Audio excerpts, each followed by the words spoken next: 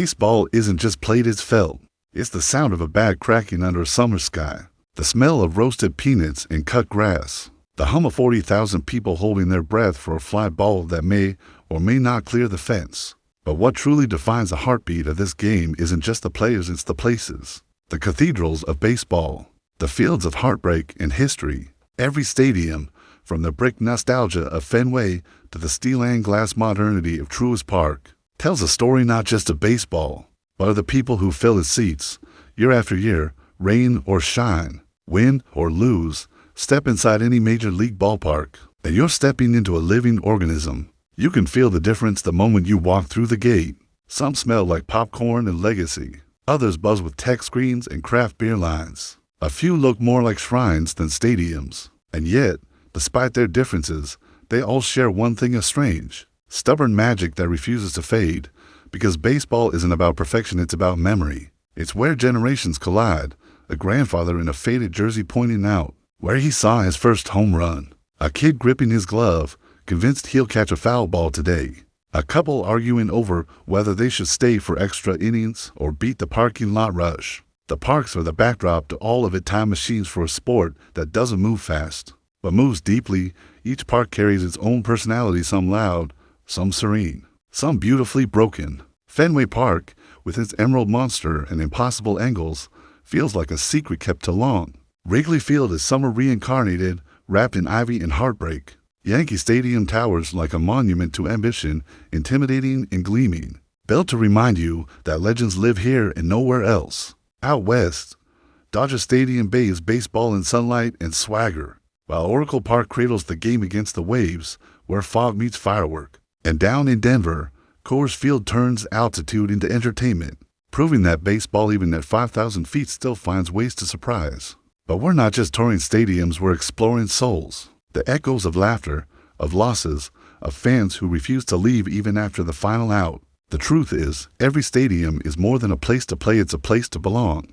If baseball has churches, Fenway Park and Wrigley Field are its oldest and holiest cathedrals. They don't need jumbo screens or luxury boxes to command respect, they breathe it.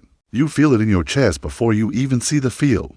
The smell of worn concrete and hot dogs hits first. Then the buzz, generations of stories stacked on top of one another, like ghosts still hanging around to make sure no one forgets them. Fenway Park is more than a stadium, it's a time capsule sealed in green paint and nostalgia. The seats are angled weirdly, the concourses feel tight, and the place creaks like an attic filled with memories. But once the game starts, all of that vanishes. The green monster looms like a living landmark, casting its shadow over left field while fans press against the railings to glimpse the action. It's intimate, it's loud, and it's unapologetically imperfect, just like Boston itself. The Red Sox faithful don't just watch baseball here, they inherit it. Every pitch feels like a conversation between the past and the present. You can almost hear Ted Williams, Carlton Fisk, and David Ortiz whispering from the walls. Then there's Wrigley Field, Chicago's open-air love letter to summer. Step inside, and the world slows down. The ivy curls along the outfield walls, the rooftops buzz with laughter, and the sunlight turns the entire ballpark into a golden photograph you wish you could live inside. It's the kind of place where even the heartbreak feels cinematic. Cubs fans have waited, wept, and cheered through over a century of chaos, and yet they never left. When the 2016 World Series finally ended their curse, Wrigley didn't just erupt, it healed. It became proof that loyalty still means something in sports. Both parks are imperfect by design, and that's what makes them irreplaceable. You can build a bigger, shinier, more efficient stadium anywhere, but you can't build soul. Fenway and Wrigley aren't just buildings. They're emotions built out of brick, grass, and stubborn hope. They remind us why baseball doesn't need to keep up with the times that defines them. Some ballparks are more than places to play, their statements carved into steel. If Fenway and Wrigley whisper stories from the past, Yankee Stadium and Dodger Stadium shout them from the rafters. These are monuments, built not just to hold fans, but to hold myth. Yankee Stadium is what happens when history decides it wants a skyline. Every detail feels intentional, from the stone archways to the polished metal lettering that gleams under the Bronx lights. It's less a stadium and more a declaration that greatness belongs here and only here. The short porch in right field is controversial, some call it a cheat code.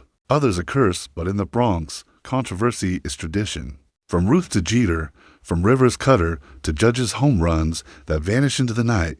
Yankee Stadium is a cathedral of confidence. When Frank Sinatra's New York fills the air after a win. You feel the whole city pulse in rhythm. It's corporate, yes, but it's also alive with edge, swagger, and that unshakable sense that every game matters because it's played under the weight of legacy. Then, 3,000 miles west, Dodger Stadium glows like a postcard from another universe. Perched above downtown Los Angeles, it's the most cinematic stage in baseball. The palm trees frame the outfield. The skyline burns gold at sunset, and the crowd moves like waves of color. For most of the night, it feels easygoing, a vibe, a hangout, a social event, but then comes the seventh inning and something shifts. The cheers turn sharp. The fans, relaxed all game, rise with a fury that belongs only to LA when it decides it's time to win. The Dodger Dogs, the echoes of Vince Scully's voice. The sight of Sandy Koufax's statue near the entrance, it all blends into something both modern and timeless. This is baseball as cinema, where every pitch feels like it's been storyboarded for emotion. Yankee Stadium is a throne room. Dodger Stadium is a movie set. One was built for royalty, the other for stardom, and yet both teach the same lesson, no matter how beautiful the architecture. It's the noise, the fans, the rituals, the belief that turns concrete into magic. If baseball has a soul, it breathes loudest in the open air, the kind of ballparks where the horizon itself becomes part of the game. Oracle Park in San Francisco and Coors Field in Denver aren't just stadiums. They're experiences carved into landscapes where weather, wind, and wonder conspire to turn every inning into something unpredictable. Oracle Park feels like someone built baseball's most beautiful stage at the edge of the world.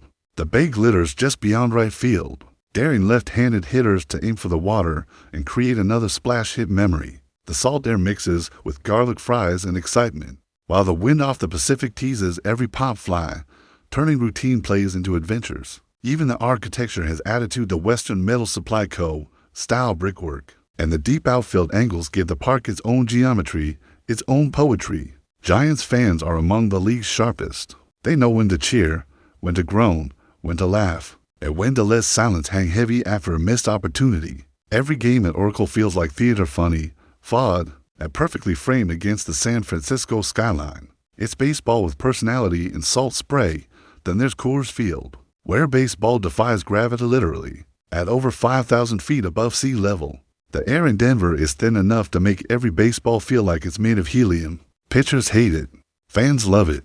Home runs don't just travel here, they soar. The scoreboard fireworks barely keep up with the pace of the offense. But amid the chaos of moonshot homers and double-digit scores, there's something serene about Coors Field. The sunsets are ridiculous purple skies dripping over the Rockies. Beer in hand, laughter floating through thin air. And on nights when the ball doesn't carry quite as far, the mountain air cools the park into something tranquil, like the game itself pauses to appreciate the view. Oracle Park and Coors Field represent baseball's extremes, one ruled by wind and water, the other by altitude and awe. Yet both remind you that no matter how much the sport evolves, it still depends on the elements, on chance, on the way sunlight hits the outfield grass. Baseball was always meant to be played outdoors because the world itself is its greatest stadium. Not all beauty in baseball is born from perfection. Sometimes it's born from rediscovery. When Camden Yards opened in 1992, it didn't just give the Orioles a new home, it redefined what a ballpark could be. Gone were the cold, cookie-cutter stadiums of the 1970s. Camden Yards brought baseball back to the heart of its cities with brick walls, open concourses, and charm that felt handcrafted. One look at the giant B&O warehouse towering beyond right field, and you understood this place wasn't trying to imitate the past. It was reviving it. The park became the blueprint for every retro stadium that followed, blending nostalgia with functionality. You could feel the grit of Baltimore in its design, the mix of pride and perseverance that defines the city. Orioles fans, long accustomed to heartbreak, found their rhythm again here. And lately, with the team surging back to life, the noise in Camden is rising again, less polite now, more alive. There's a hunger in the cheers, a sense that Baltimore is reclaiming something it lost. Not just wins, but joy. PNC Park in Pittsburgh carries that same spirit, only its beauty leans on geography. There are ballparks, and then there's this, a stadium so stunning it feels like a painting come to life. The outfield opens wide to reveal the Allegheny River, Roberto Clemente Bridge, and the downtown skyline glittering like gold under stadium lights. It's intimate, cinematic, and deeply human. The Pirates might not always be contenders, but their fans, they show up anyway. There's a loyalty in the city that mirrors the steel it was built on, unbreakable, quiet, proud. When you watch a game at PNC, the score almost doesn't matter. You're too busy being overwhelmed by how right it feels. Camden Yards and PNC Park both remind us that baseball's revival didn't come from reinventing the game. It came from remembering what made it beautiful in the first place. They prove that you don't need a billion-dollar stadium to make people fall in love with baseball. You just need a view worth staying for and a community that refuses to stop believing. There's a quiet revolution happening in baseball, one that doesn't come from the field, but from the stadiums themselves. The old parks carry memory. The new ones carry ambition. They're built not just to host games, but to create experiences. And two of the best examples of that new era sit thousands of miles apart. One under the moody skies of Seattle, the other basking in the southern heat of Atlanta. T-Mobile Park, home of the Mariners, feels like Seattle in architectural form, sleek, adaptable, and just a little melancholic in the most beautiful way. The retractable roof doesn't just open and close, it glides like a giant silver wing, keeping the Pacific rain at bay without robbing the park of its open-air charm. Inside, the fans are loud, loyal, and perpetually hopeful, a trait forged through decades of near misses and rebuilding seasons. There's something poetic about that patience. You can still hear the echo of the King's Court, an entire section once dressed in yellow, roaring for every Felix Hernandez strikeout, and even though that era's gone, its spirit lingers in every cheer that shakes the rafters. T-Mobile Park isn't about flash. It's about belonging. It's the kind of place that grows on you, game by game, drizzle by drizzle, until you realize you've fallen in love with it. Then, 2,600 miles away, Truist Park bursts with energy of a different kind, bold, modern, and unapologetically built for fun. It's not just a stadium. It's an ecosystem. The Battery, that entertainment district surrounding it, transforms every home game into a festival. You've got restaurants, rooftop bars, families playing catch, and music drifting from every corner. The stadium itself is clean, futuristic, and bathed in Braves red. And when the crowd starts to chop, the flashlights glow like fireflies in unison, turning a regular season game into something that feels like October. Truist Park was built for the modern fan, where baseball meets lifestyle, and it nails that balance between spectacle and sincerity. T-Mobile and Truist couldn't be more different, one introspective, one electric, but both show how far stadium design has come. One protects you from the rain, the other invites you to dance in the heat. Both remind us that while nostalgia keeps baseball alive, innovation keeps it growing. If there's one thing baseball has always understood, it's that tradition doesn't have to mean nostalgia. In some cities, tradition feels like a warm memory. In others, it's a living challenge, a dare to live up to the legends that came before. Citi Field in Queens and Busch Stadium in St. Louis embody those two sides perfectly. One buzzing with chaos and passion, the other calm and precise, both unmistakably authentic. Citi Field feels like the city it calls home, loud, imperfect, alive, and impossible not to love. The moment you walk through the Jackie Robinson Rotunda, the tone shifts. It's reverent, proud, a reminder that baseball's greatest hero began a movement that went far beyond the diamond. Then you step into the stands, and suddenly you're in the middle of controlled madness. The fans here don't just watch, they participate. They yell at umpires, high-five strangers, and live every pitch like it's the bottom of the ninth in October. The 7 train rattling by, the apple rising after a home run, the smell of pastrami sandwiches. It's not just a game, it's an experience. And when the Mets are winning, Citi Field feels unstoppable. When they're losing, it becomes the most sarcastic comedy show in New York. Either way, it's never boring. The Mets might break your heart, but they'll do it with style. Busch Stadium, meanwhile, is baseball distilled to its purest form.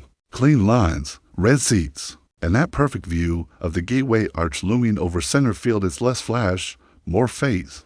Cardinals fans don't need gimmicks. They bring their own energy. There's a quiet confidence in the crowd here, a sense of class that runs deep.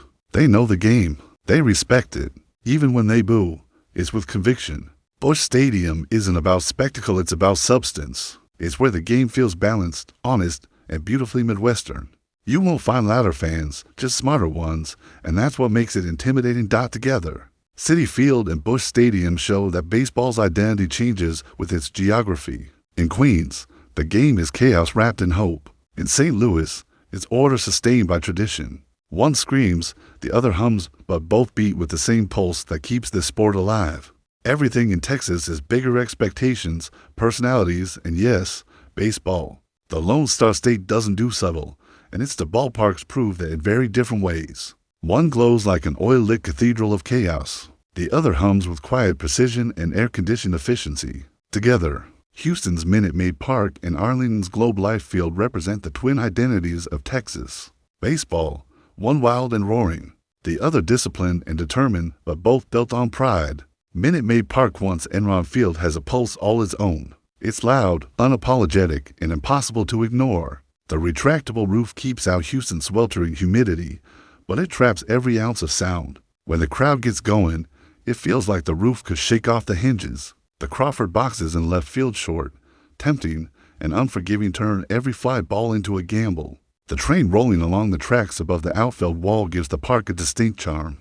That borders on theatrical. Astros fans are proud, defiant, and louder than anyone in October. Say what you will about their controversies. They've turned noise into armor. Minute Maid doesn't whisper, it declares. Every pitch, every chant, every flashing light feels like it's daring you to doubt them. Globe Life Field, by contrast, is where control meets comfort. From the outside, it looks industrial like a giant aircraft hangar squatting in the Texas sun. But step inside, and the modernity hits you. The roof slides open like a curtain on command, revealing a diamond so immaculate it almost gleams. For years, Rangers fans endured heartbreak. Their World Series near misses in 2010 and 2011 still sting. But when they finally won it all, this stadium transformed from functional to historic. It's not flashy like its Houston counterpart, but it's a fortress. It's built for longevity, for generations of fans who don't need perfection, they just want to keep coming back. Minute Maid Park is a show. Globe Life Field is a statement. One thrives on chaos, the other on control. But both embody what Texas does best: take the game seriously, play it fiercely, and make sure everyone knows you're proud of it. The Midwest doesn't always make headlines, but it holds baseball's heart. In a region where summers smell like cut grass and loyalty outlives the standings, the game feels more like a family tradition than a sport. And nowhere captures that better than Cincinnati's Great American Ballpark and Kansas City's Kauffman Stadium, to places that remind you baseball doesn't have to be perfect to feel right. Great American Ballpark sits on the banks of the Ohio River, a place where the game feels close and personal. The name might sound corporate, but the soul inside is anything but. Cincinnati is one of baseball's oldest homes, and you can feel that history in the air, the ghost of the Big Red Machine, the roar of Pete Rose diving headfirst into first base. The stadium itself is compact and lively, with home runs flying like fireworks and the city skyline peeking over the outfield. The power stacks, those twin smokestacks that erupt with fireworks after every Reds blast, aren't just decorations. They're the heartbeat of the crowd. Reds fans are working class and proud, loud when they win and loyal when they don't. The team's record might fluctuate, but the energy in those stands never wavers. Great American isn't about spectacle, it's about community. Then there's Kauffman Stadium, the K, sitting quietly just outside downtown Kansas City like a crown in the grass. And fittingly, it is a crown literally, with the giant crown-shaped scoreboard rising over center field. The fountains are what define it, dancing with every big play, catching the light like Kansas City's baseball heartbeat. It's a park that's both elegant and humble, surrounded by open space, far from city lights, where the game feels pure again. Royals fans are among the most devoted in baseball. They endured decades of frustration, but when the team rose from obscurity to win the 2015 World Series, the city erupted not with arrogance, but with gratitude. There's a sincerity to Kansas City baseball that you can't fake. Together, these two parks remind you why baseball thrives in the heartland. It's not about luxury boxes or jumbotrons, it's about connection. About fathers teaching sons how to keep score, about hot dogs and high fives, about the small joys that make the long summers feel shorter. Cincinnati and Kansas City prove that in baseball, soul beats spectacle every time. Baseball on the West Coast has always been a paradox, laid back yet passionate, sun-soaked yet emotionally raw. Out here, the ballparks don't just host games, they host lifestyles. Every pitch is framed by palm trees, ocean breezes, and a quiet kind of confidence that says, we don't need to shout, we just need to show up. Petco Park in San Diego and Angel Stadium in Anaheim, capture the very different sides of that California spirit, one vibrant and modern, the other nostalgic and oddly timeless. Petco Park might be the most effortlessly beautiful ballpark in the country. Tucked in the heart of downtown San Diego, it feels more like a resort than a sports venue. The Western Mill Supply Co. building looming in left field gives it character. The ocean air makes it smell like vacation, and the constant sunshine does the rest. Fans spill into the concourses wearing sunglasses and optimism even when the Padres fall short. It's a stadium where the vibe is as much a draw as the game itself, craft beer, open terraces, and the hum of a city that refuses to rush. But don't mistake the calm for apathy. When the Padres make a run, this place erupts. The sound bounces off every beam and brick, turning tranquility into triumph. Petco isn't just about baseball, it's about belonging to something that feels easy, effortless. An endlessly Californian dot just up the coast is Angel Stadium, a ballpark frozen in time. Opened in 1966, it's one of the oldest in the league still in use, and it wears its age with both pride and melancholy. The giant red A sign at the entrance feels like a relic from another era, a beacon from a simpler baseball age. Inside, the rock waterfall in center field glistens like a theme park display park kitsch. Park charm. There's something bittersweet about it, though. For years, Angels fans have watched greatness drought, Ohtani, Guerrero, and yet postseason glory has remained distant. But still, they come. They cheer. They believe. There's beauty in that stubbornness. Angel Stadium may not have the flash of Petco or the luxury of newer parks, but it has heart hand that's worth something. Petco and Angel Stadium are mirrors of each other. One represents what baseball can become. When it embraces the present, the other holds onto what it used to be. Together, they remind us that baseball on the West Coast isn't just a game, it's a state of mind. If baseball has a working-class heart, it beats strongest in the Midwest and Great Lakes, places where loyalty isn't optional. It's inherited. These are cities where fans show up through cold Aprils, empty Septembers, and every heartbreak in between. Because baseball isn't a luxury here, it's a ritual. And nowhere captures that better than Milwaukee's American Family Field and Cleveland's Progressive Field, to stadiums built on grit, warmth, and quiet defiance. American Family Field, still Miller Park to the locals, is the beating heart of Milwaukee. You feel it the moment you pull into the parking lot and see the grills firing, the coolers cracking open, and the laughter rising in the air. The Brewers' tailgate culture is as much a part of the game as the first pitch itself. It's a celebration before the celebration. Inside, the retractable roof is a miracle of Midwestern engineering, shielding fans from snow in April and storms in August, but somehow still keeping that open. Communal feel. Bernie Brewer's slide, the sausage races, the brat sizzling in the stands, it's goofy. It's genuine. It's home. Brewers fans aren't flashy, but they're loyal in a way that's hard to describe until you've seen it. Even when the odds are long, they cheer like the playoffs are on the line. American Family Field isn't a spectacle, it's a second home for an entire city that believes joy can exist between innings, a few hundred miles east. Progressive Field in Cleveland tells a different, but equally powerful story. It's a ballpark that wears its history like weathered leather, softened by time, but never dull. It's not the newest, not the flashiest, but it's alive. The skyline rises behind the outfield like an old friend, and the rhythmic beat of the bleacher drums keeps time like a pulse. Guardians fans know frustration intimately, long droughts, close calls, bitter Octobers, but they never lose faith. Even after name changes and rebuilds, they keep showing up. They sing, they shout, they hang banners that read "Believe." When this park fills up in October, the noise rolls down the Cuyahoga River and into the lake. It's not polite cheering, it's catharsis. Milwaukee and Cleveland are reminders that baseball doesn't have to shine to matter. Sometimes, the beauty of the game lives in the smallest things: a shared beer, a seventh-inning stretch, a city refusing to give up. They prove that even in the age of analytics and billion-dollar franchises, faith still fills the stands. Baseball thrives on emotion: the joy of a comeback, the sting of a loss, the heartbeat of a crowd that believes it can change the game just by being loud enough. Into very different corners of America, that emotion takes shape in very different ways. The raw, unfiltered passion of Philadelphia and the steady, proud optimism of Minnesota. Citizens Bank Park and Target Field are proof that while every fan base speaks baseball, they each have their own accent. Citizens Bank Park isn't just a stadium, it's a pressure cooker wrapped in concrete and cheesesteak aroma. Philly fans are infamous, and they wear that reputation like a badge of honor. This place doesn't just host games. It tests your mettle. The Liberty Bell rings after every home run, echoing across South Philly like a challenge to anyone wearing the other team's colors. And the fans? They're brutally honest, sometimes viciously so, but it's never fake. They demand effort, not perfection. That's why when the Phillies get hot, when Bryce Harper steps up and the entire park vibrates with energy, it feels less like a game and more like a reckoning. The boos are real, but so is the love. It's the kind of love that's earned, not given. Citizens Bank Park isn't comfortable, it's alive. Head north to Target Field, and the mood shifts completely. In Minneapolis, baseball feels like a neighborhood gathering, a reminder that community is as sacred as competition. The stadium is sleek, modern, and perfectly Minnesotan, practical, warm, and quietly beautiful. The cold can bite in April, but by June, the park glows under endless daylight.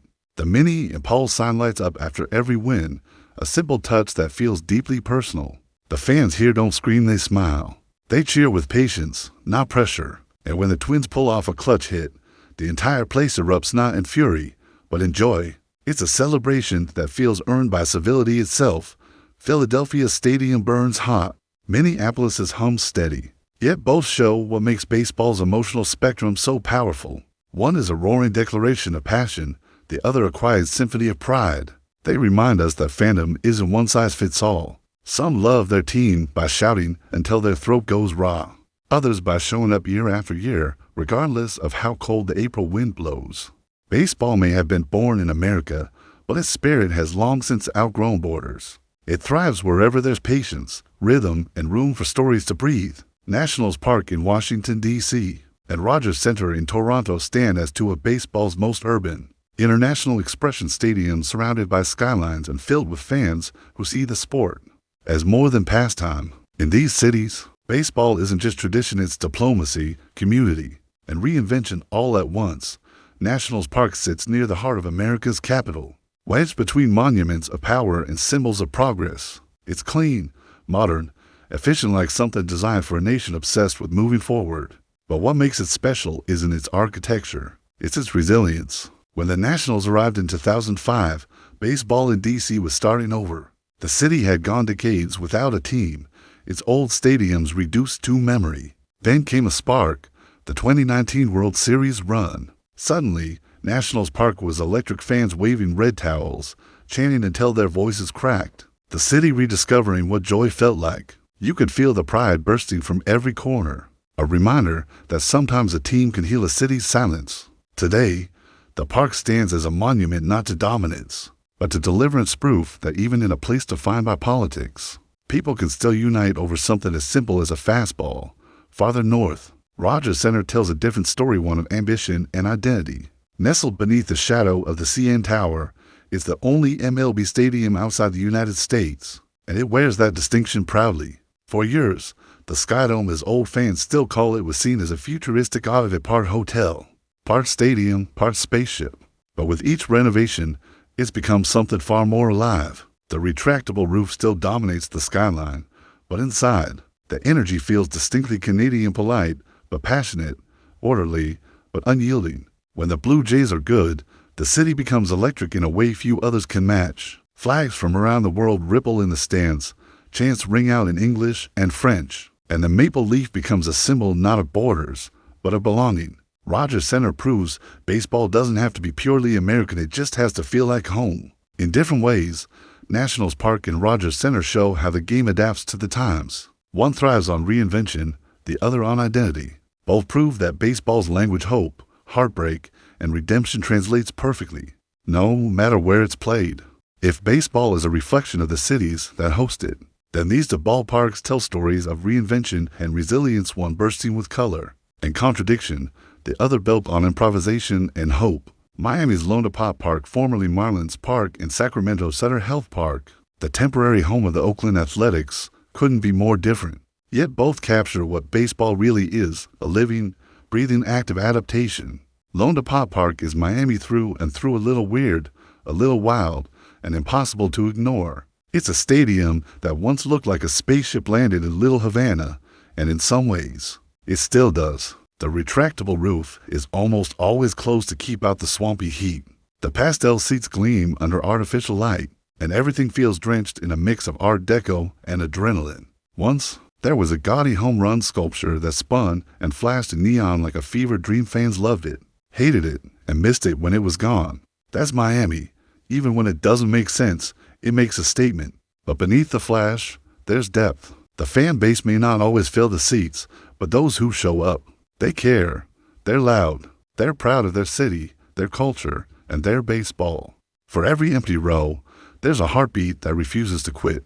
Comerica Park is messy, misunderstood, and magnificent in its own way, an unapologetic snapshot of a city that's always rewriting itself. Then there's Sutter Health Park, a symbol of uncertainty and stubborn survival. In 2025, when the A's left Oakland for good, baseball in Northern California didn't die, it improvised. Sacramento stepped in, transforming a minor league stadium into a temporary major league home. The field itself is simple, the seats sparse, the wind unpredictable. You can practically feel the seams holding it together. But that's part of the charm. The fans who show up know this isn't forever. They know they're part of a strange, fleeting chapter. Yet that's exactly what makes it special.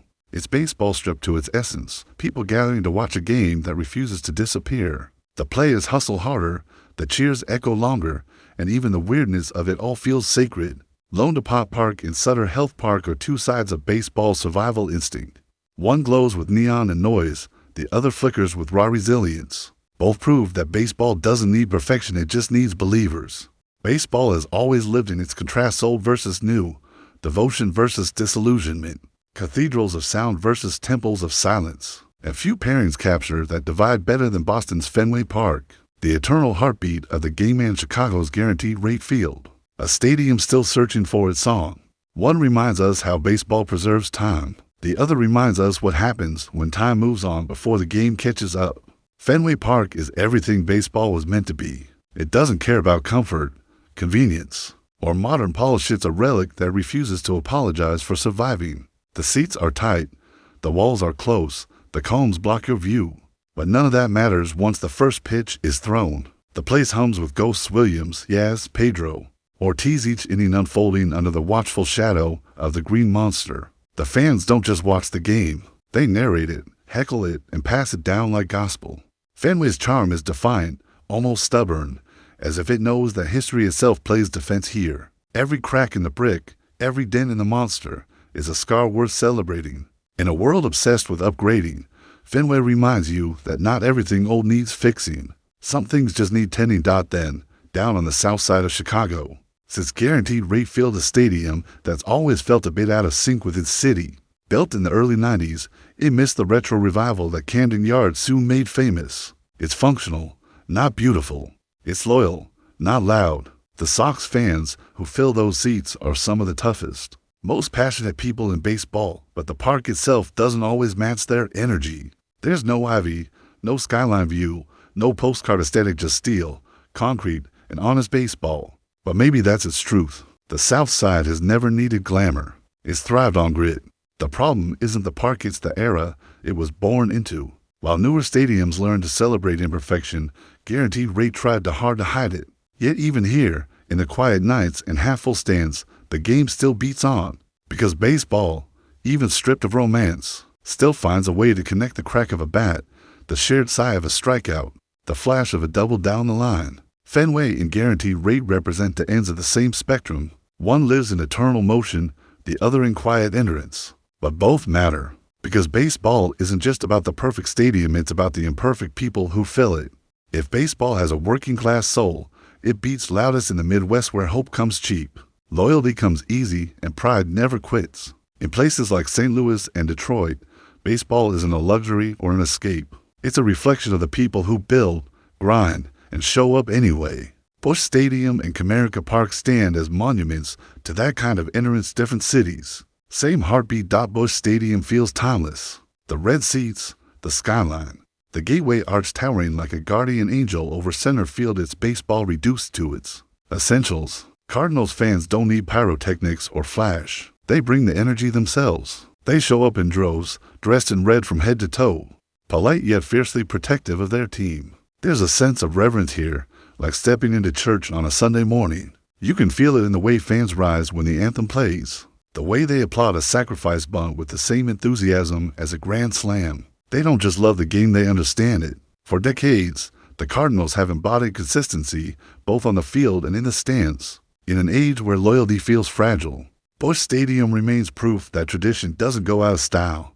Comerica Park, by contrast, carries the scars of its city, and that's what makes it beautiful. Detroit doesn't pretend. It endures. The massive tiger statues at the entrance don't just roar for decoration, they guard a city that's been through everything and still refuses to fall. Comerica is part monument, part defiance. The outfield opens to the skyline, where empty factories once symbolized loss, but now stand as reminders of survival.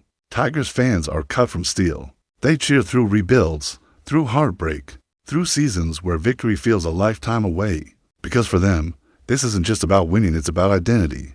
Comerica's not a palace. It's a promise that baseball still belongs to the people who work hardest to keep it alive. St. Louis and Detroit may not share much beyond geography and grit, but both prove that baseball's power lies in its ability to represent the spirit of its city.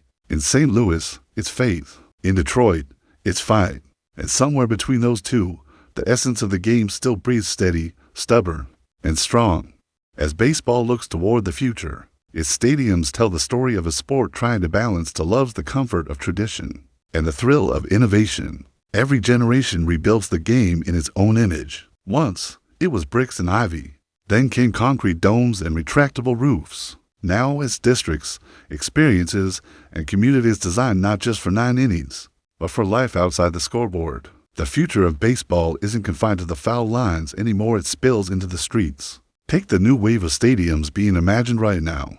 They aren't just fields, they're ecosystems. Ballparks are becoming city centers again, surrounded by restaurants, apartments, and nightlife. The Battery in Atlanta showed what's possible, a place where game day feels like a festival, not an event. The Rangers followed suit in Arlington, building Globe Life Field as both a ballpark and a landmark. Even smaller markets are catching on: Milwaukee, Cleveland, Kansas City, all exploring ways to keep fans connected even after the final out.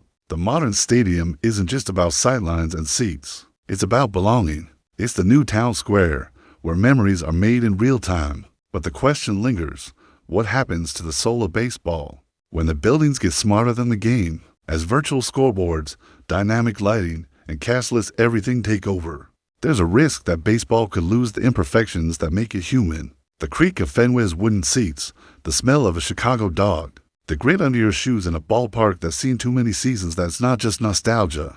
That's texture. It's what keeps the sport grounded in a digital world. The best stadiums of tomorrow will understand that balance. Technology should elevate the emotion, not replace it. And yet, there's hope. The next generation of parks is learning from both ends of the spectrum.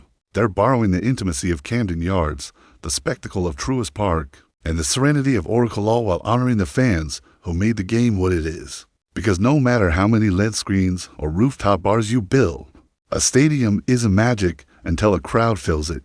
Baseball's future won't be measured in capacity, it'll be measured in connection.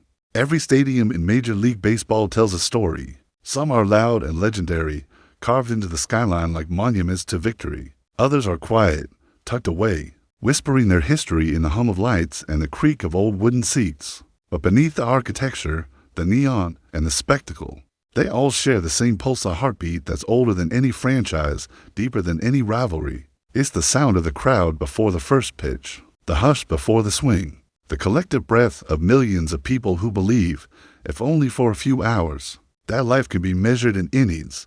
Baseball stadiums are more than places to watch a game. They are museums of emotion, built brick by brick from the moments that define us. Fenway Park holds laughter and ghosts. Dodger Stadium glows like a memory that never ends. Wrigley is a photograph that refuses to fade, while Yankee Stadium stands like a throne room for ambition. In Pittsburgh, beauty meets heartbreak. In Baltimore, rebirth lives between the foul lines. Every city has its landmark, every fan their favorite corner, every seat its own story. And maybe that's the secret. For all its stats and strategy, baseball has always been about belonging. It's the father teaching his daughter how to keep score, the grandmother who's listened to every game since the 50s, the strangers high-fiving in the stands because someone finally broke a losing streak. These stadiums are where time slows down just long enough to remind us That joy doesn't have to be rare, it just has to be shared. In an age when everything changes too fast, baseball stays beautifully slow. The stadiums evolve, sure. Roofs close, screens glow, beer prices climb. But the essence remains the field, the diamond, the promise that summer will return, and with it, the sound of the first pitch slicing through warm air. The game doesn't ask for perfection. It just asks that you keep showing up, because the truth is, you don't remember the stats, you remember the feeling, the lights, the smell of grass, the way your city sounds when your team finally wins. The best stadiums don't just hold baseball, they hold us. And when the stands empty and the lights dim, that heartbeat remains, echoing through generations. Baseball's greatest architecture isn't made of steel or concrete, it's made of memory. Every stadium, whether brand new or built a century ago, is part of the same story, a story of patience, community, and the pursuit of hope that returns every spring. The fields may differ, but the feeling never does. And that's why, no matter where you go, baseball will always feel like home.